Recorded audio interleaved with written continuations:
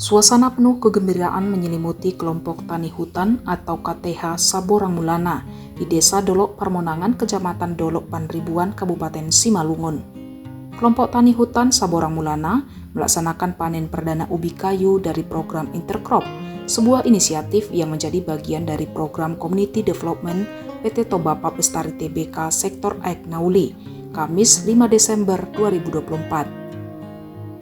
Program yang dimulai sejak awal tahun 2024 dengan dukungan penuh dari TPL yang menyediakan lahan, modal, serta fasilitas pendukung seperti pupuk dasar, bibit, dan perawatan.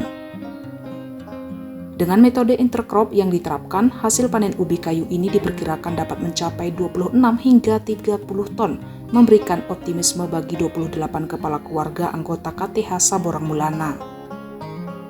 Hasudungan Sialagan, Ketua KTH Saborang Mulana, menyampaikan rasa syukurnya atas hasil panen ini.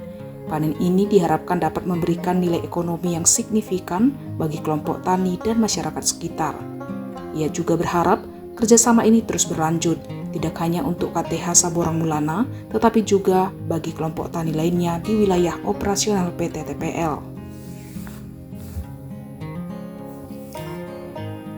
Dalam kesempatan yang sama, Agus Pelawi, Estate Manager TPL Sektor Aek Nauli, yang turut hadir dalam kegiatan panen bersama Community Development Officer Joni Sitohang, menegaskan komitmen perusahaan untuk terus mendukung kesejahteraan masyarakat.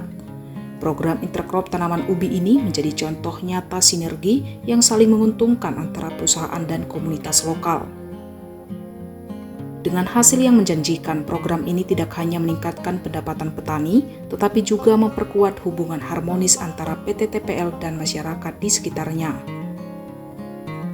Panen hari ini membuktikan bahwa kolaborasi yang berorientasi pada pemberdayaan masyarakat mampu menciptakan dampak positif yang nyata. Jangan lewatkan berita menarik lainnya hanya di channel Toba TV. Follow, like, dan subscribe channel Toba TV untuk mendapatkan informasi terbaru lainnya. Horas.